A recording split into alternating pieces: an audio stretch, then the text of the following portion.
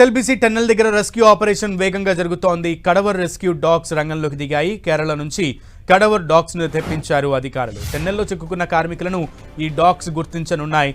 Kerala కడవర్ dogs ను రప్పించింది ప్రభుత్వం. ఎస్ఎల్బీసీలో చిక్కుకున్న కార్మికుల కోసం సహాయక చర్యలు కొనసాగుతున్నాయి.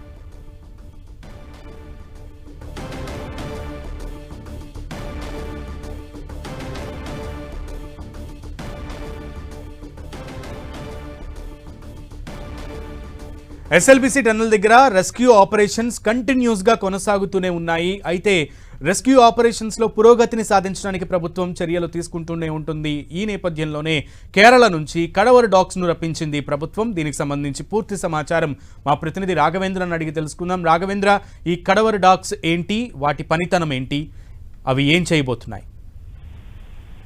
సునీల్, ఏదైతే ఎస్ఎల్బీసీ సొరంగం సంబంధించినటువంటి వ్యవహారము దాదాపు 13వ రోజుకు చేరుకున్నది. 13 రోజులు గడిచినప్పటికీ కూడా అక్కడ సమస్య మాత్రం అలాగనే కనిపిస్తుందని కూడా చెప్పవచ్చు. ఎందుకంటే ఇంతవరకు చిక్కుకున్నటువంటి కార్మికుల ఆచూకీని మాత్రం వెలుగుకి తీయలేకపోయారని కూడా చెప్పవచ్చు. దీంతో పూర్తి స్థాయిలోనూ అక్కడ రాత్రి పగలు కూడా ఎన్డీఆర్ఎఫ్, ఎస్డీఆర్ఎఫ్, అదేవిధంగా సింగరాణి, నేవీ లాంటి బృందాలు అక్కడ పనిచేస్తున్నప్పటికీ కూడా అక్కడ ఉన్నటువంటి పరిస్థితిని మాత్రం కంట్రోల్ చేయలేకపోతున్నారు. ఏదైతే ఒకవైపు నీరు, మరోవైపు బురద, ఈ రెండు కూడా అక్కడ బాగా క్లిష్టంగా మారింది అక్కడ ఉన్నటువంటి రెస్క్యూ ఆపరేషన్ కని కూడా చెప్పవచ్చు. అయితే ఈ రోజు ఏదైతే రెస్క్యూ ఆపరేషన్ కు అదనంగా మరోసారి కేరళ నుంచి కూడా 2 క్యాడవర్ డాగ్స్ కూడా రావడం జరిగింది. ఈ డాగ్స్ ప్రత్యేకత ఏంటంటే దాదాపు ఎక్కడైతే కార్మికులు చిక్కుకున్నారో అక్కడ ఆనవాళ్లను గుర్తించేటటువంటి పసిగట్టేటటువంటి లక్షణాలు ఈ డాగ్స్ కు ఉంటాయని చెప్పేసి చెప్తున్నారు. ఈ డాగ్స్ సహాయంతోనూ ఎక్కడైతే చిక్కుకున్నారో అక్కడ ఆ ప్రాంతానికి వెళ్ళి ఆ డాగ్స్ అక్కడ నిల్చుంటాయని చెప్పేసి చెప్తున్నారు. అయితే ఆ డాగ్స్ సహాయంతోనూ పూర్తి స్థాయిలోనూ అక్కడ తవ్వకాలు జరిపేటటువంటి అవకాశం ఉంటుంది.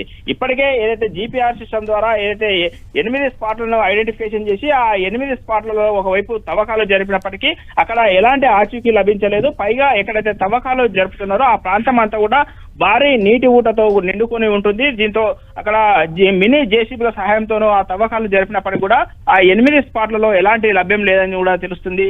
దీంతో ఈ రోజు అదనంగా ఈ డాగ్స్ రావడము, ఈ డాగ్స్ ఏదైతే పూర్తి స్థాయిలోనూ ఐఐటి నిపుణుల బృందంతోనూ టన్నెల్లోకి లోపలికి వెళ్ళినటువంటి పరిస్థితి అయితే కనిపిస్తుంది.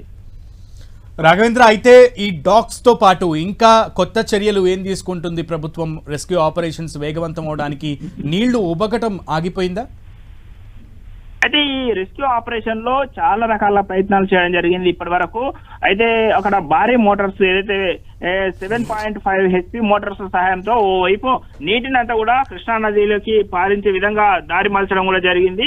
అదే విధంగా ఏదైతే కన్వేయర్ బెల్ట్ కూడా పూర్తి స్థాయిలో నిన్న పనిచేసినప్పటికీ ఈ రోజు ఉదయం నుంచి కూడా 10 సందర్భాల్లో ఆ కన్వేయర్ బెల్ట్ కూడా పూర్తి స్థాయిలో మొరాయించడం కూడా జరిగింది. అయినప్పటికీ వాటి ద్వారా ఏదైతే మట్టిని అక్కడ ఉన్నటువంటి శిథిలాలను అయితే బయటికి పంపుతున్నటువంటి పరిస్థితి కనిపిస్తుంది. మరోవైపు ఈ రోజు అదనంగా పరిస్థితులను ఎప్పటికప్పుడు చక్కదిద్దేందుకు అదనపు బలగాలను, అదే విధంగా ఏదైతే కొత్తగా ఒక ఎక్సలేటర్ కూడా ఏర్పాటు చేయడం జరిగింది. ఆ ఎక్సలేటర్ ద్వారా నీటిని అంతా కూడా బయటికి పంపేటటువంటి ప్రయత్నం చేస్తున్నారు. ఒకవేళ ఇన్ కేసు ఈ రోజు నీరు పూర్తి స్థాయిలో కంట్రోల్ చేయలేకపోతే భారీ మోటార్స్ సహాయం, ఇంకా ఎక్కువ అదనంగా మోటార్స్ కూడా అమర్చే అవకాశం అయితే ఉంటుందని చెప్పేసి ఓవైపు అధికారులు అంచనా వేస్తున్నారు. రైట్ రాఘవేంద్ర, అయితే అక్కడ అధికార యంత్రాంగం ఏం చెప్తోంది వీటి గురించి? అంటే రెస్క్యూ ఆపరేషన్ గతంలోనే 4గురిని బయటకు తీసుకొస్తారు, ఎంత వీలైతే అంత తొందరగా అవుతుంది అని అన్నారు, కానీ అది సాధ్యం కాలేదు. దానికి అధికారులు ఏం చెప్తున్నారు?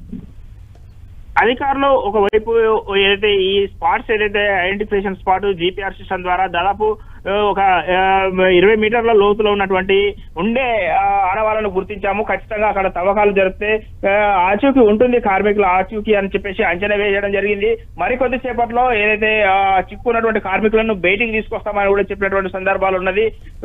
అన్ని రకాల ప్రయత్నాలు చేసినప్పటికీ కూడా ఎలాంటి ఆచూకీ లభ్యం కావట్లేదు. ఆ మట్టి కానివ్వండి, అదేవిధంగా అక్కడ ఉన్నటువంటి నీరు, బురద, ఇవన్నీ ఏవి కూడా క్లియర్ కావట్లేదు. వాళ్ళకి అదే పెద్ద సమస్యగా మారింది. వాటిని అన్నింటినీ బయటికి పంపించిన తర్వాత ఏదైతే టన్నెల్ బోరింగ్ మిషన్ ఏదైతే ఉందో వాటిని పార్ట్స్ గా కటింగ్ లో కూడా పాల్పడుతున్నారు. దానికి ఒక నమూనా కూడా తయారు చేశారు. అక్కడ ఉన్నటువంటి రెస్క్యూ టీమ్ కి బోరింగ్ నమూనా ఎలా ఉండబోతుంది, దీని మిషన్ యొక్క సామర్థ్యం ఎంత ఉంటుంది, దీన్ని ఎలా కట్ చేయాలి, ఏ పార్ట్ ని ఎక్కడ కట్ చేయాలని చెప్పేసి ఒక టన్నల్ బోరింగ్ నమూనాను కూడా ఏర్పాటు చేసి ఆ రెస్క్యూ టీమ్ కు ఆ నమూనాను కూడా ఎక్స్ప్లెయిన్ చేయడం జరిగింది. ఈ విధంగా వెళ్తే మనం సొరంగం లోపల ఈ ఆపరేషన్ ఈజీగా చేయొచ్చు అని చెప్పేసి ఒక అంచనా కూడా వేసినట్టు కూడా తెలుస్తుంది. దాని ప్రకారమే లోకల్ ఉన్నటువంటి రెస్క్యూ టీం అయితే పూర్తి స్థాయిలోనూ పనిచేస్తుంది.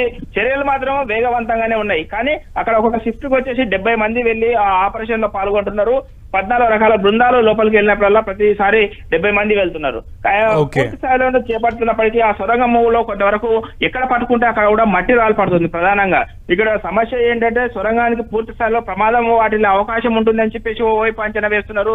సొరంగానికి ఏదైనా రిస్క్ అయితే మాత్రము లోపలికి వెళ్ళినటువంటి ఆ రెస్క్యూ టీం కూడా కొంతవరకు సొరంగం కూలే అవకాశం ఉంటుందని చెప్పేసి వాళ్ళు కూడా తగు జాగ్రత్తలు తీసుకుంటూ సొరంగాన్ని డ్యామేజ్ కాకుండా ఆపరేషన్ ముందుకు తీసుకెళ్తున్నట్టు కూడా తెలుస్తుంది. ఓకే రాఘవేంద్ర.